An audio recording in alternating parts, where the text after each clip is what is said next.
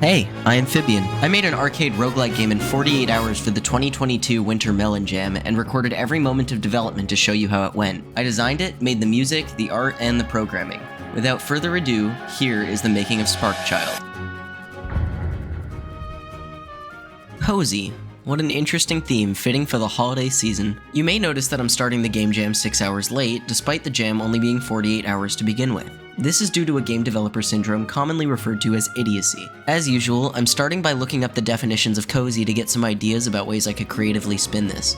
I've opened up a new Figma board to brainstorm some ideas. Since I only have 48 hours, it's very important that I come up with an idea that's small scoped so that I can make sure I finish it fully and polish it to my liking before submission. However, I'm a sucker for roguelikes, and even though they would require a lot of content to stay fun for long periods of time, I could still see myself making a roguelike in 48 hours. A mechanic that gave me the inspiration for this was the freezing mechanic from the Revelations mod of The Binding of Isaac Rebirth. In the frozen levels of the glacier, Isaac has to stay near fires in cold rooms so that his head doesn't freeze into a block, causing him to be unable to shoot tears. I feel like I could turn this into a full game where the player has to stay near some fire to keep warm while fending off enemies and gaining upgrades. I was thinking about what intrigues me and relaxes me in other games, and something that came to mind was interesting main menus. In Terraria, something as simple as being able to drag around the sun and moon is enough to keep me engaged while waiting for friends to log on. In Stardew Valley, the menu has Easter eggs all over that I love. An idea that stemmed from this is a game where the whole game is the main menu. The gameplay would be similar to There Is No Game, but based around the title screen,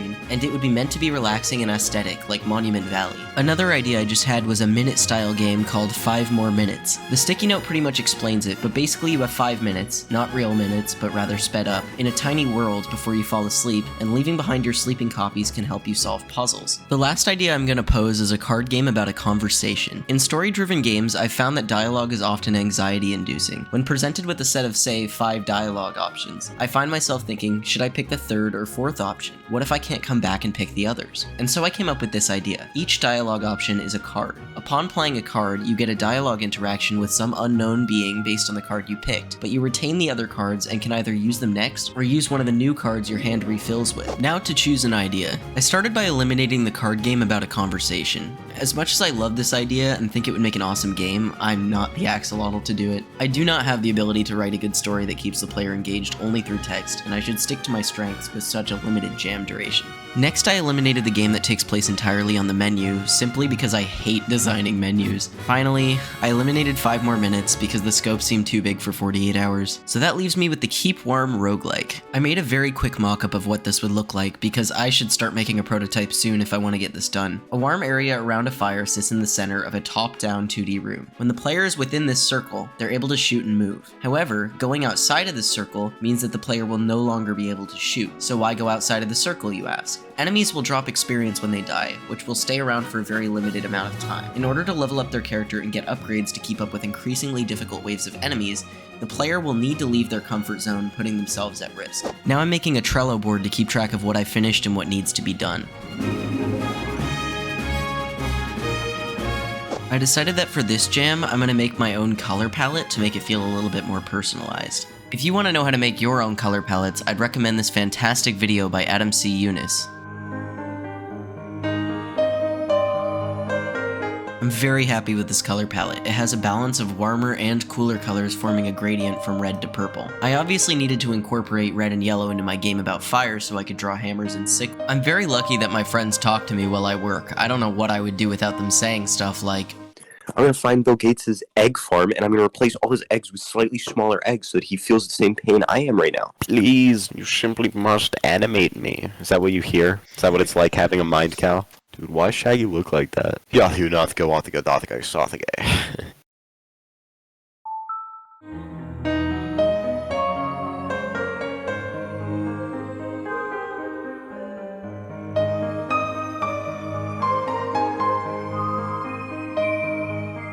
It's almost 3 AM on day 1, and despite my urge to pull an all-nighter, I actually want to live, so I'm going to bed. Lots of progress done today, mainly planning, most of the art, no programming yet, but see you tomorrow. Good morning, it's day 2 and I have a lot of programming ahead of me, and I'm going to start with the basics, adding movement to the player, shooting, and the functionality of the campfire. When you click, the player spawns a bullet prefab that applies a force to itself, moving it in the direction of the cursor. Okay, I'm done. There's no polish at all, but the base mechanics are complete. The player can jump around, as I thought it would make for more interesting movement and more tense moments of near escape, also because he's a little bouncy boy. He can shoot fireballs, but only while inside the firelight radius. Next, I need to make an enemy.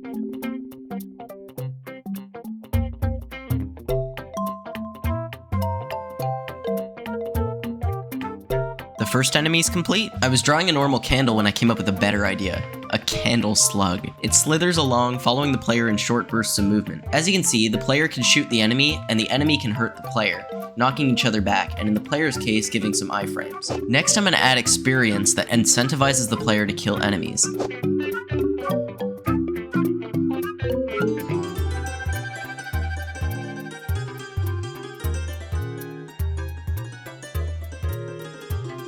The experience is working. Killing an enemy spawns a specified number of experience orbs that disappear over time. When picked up, they increase the player's experience value. Time to add leveling. This is a clip of me doing just about everything except adding leveling.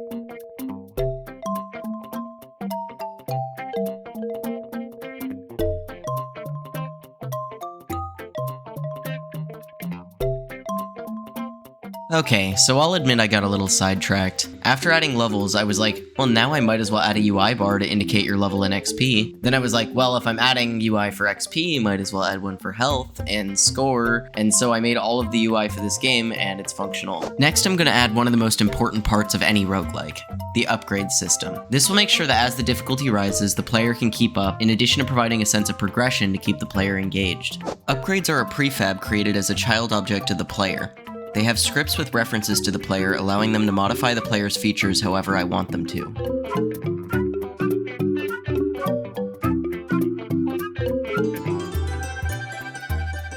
Player upgrades work. As you can see in the top right, whenever my XP bar fills, I level up and get prompted to pick one of 3 random items. Currently, the only working one is the meteor, which makes your fireballs much larger and more powerful. I'm gonna add the other 2 upgrades I have planned as of now, as well as other minor changes.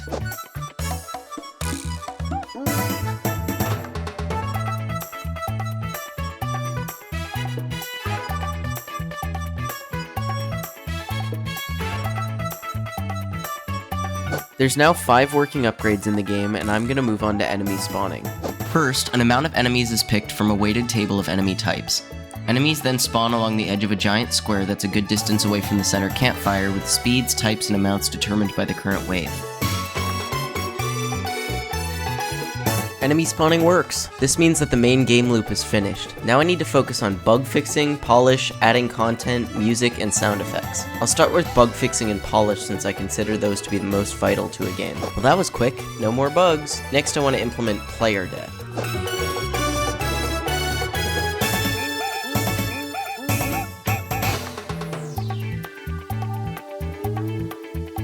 The player can now die, bringing up a screen prompting them to restart the game.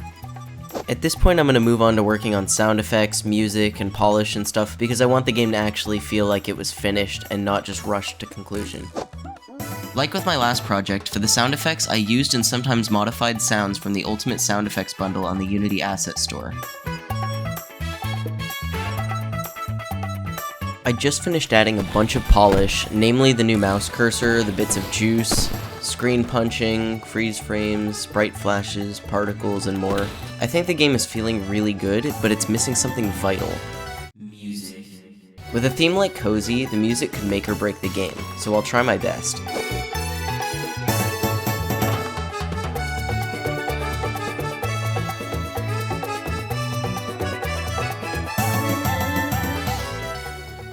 It's 4 in the morning, and I want to go to bed. I'm decently happy with where the game is right now, and I'm a little freaked out that it's due in 12 hours. Lots of new polish and sound effects were added, as well as the new background music track, which I think fits perfectly with the name I came up with for the game. Sparkchild. Hopefully I can pull myself out of bed tomorrow to work on it some more. Until then, good night.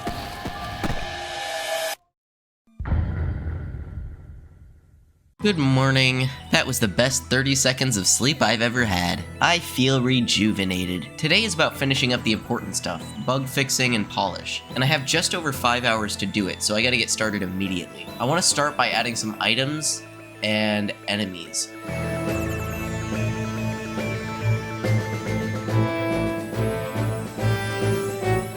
Oh, this is so much fun. I'm gonna take a third gasoline. Oh boy, look at me go! Look at me go! The shrimp. Oh, The shrimp I'm equivalent. already dead.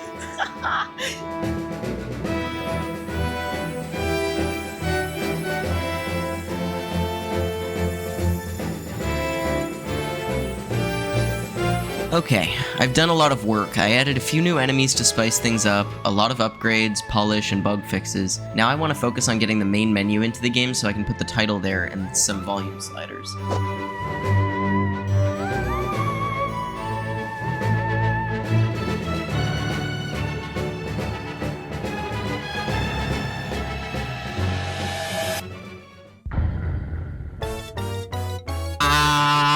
Why won't it let me set my handle to the size I want it to be? It's just resetting it every time. I mean, no!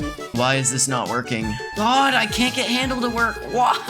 Oh wait, I know exactly. In my God, bank I have account. 45 minutes to finish everything. And you're listening to Stupid Horse. Yeah, this is what I'm spending the last moments of development on. I hope you're happy. I have 45 minutes! I'm like mistyping things. I do not have time for this. I don't even know if I'm gonna get this submitted on time. Oh my god, I need a nurse so much. I don't have time. Alright, yes, I will do that. You're losing it. I'm not losing it. I'm not crazy.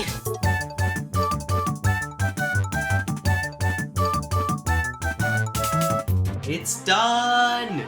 Here's the final webpage for Sparkchild. You know, that game you just watched a whole video on, silly goose. I'm so happy with what I was able to get done in 48 hours. A big improvement from, 2018. We don't talk about Overthrown. The game is playable through the link in the description. Let me know what your best score is. The current known world record is about 16,000. Something I learned from this jam is that if you only have 48 hours, time management is everything. I ended up programming until about 3:40 p.m., then quickly built the game to WebGL and made a web page in the last 20 minutes. This could have been avoided if, say, I didn't spend 7 hours on the first day watching someone binge play Outer Wilds Echoes of the Eye, which by the way is the best DLC ever for the best game ever, go play it. Anyways, this was a blast. Thanks to the Cupertino Game Development Club for hosting the jam. Thanks for watching this devlog. You nerds have brought this channel to over 700 subscribers in under 2 weeks, which is completely ludicrous. And I gotta say it. See you next year.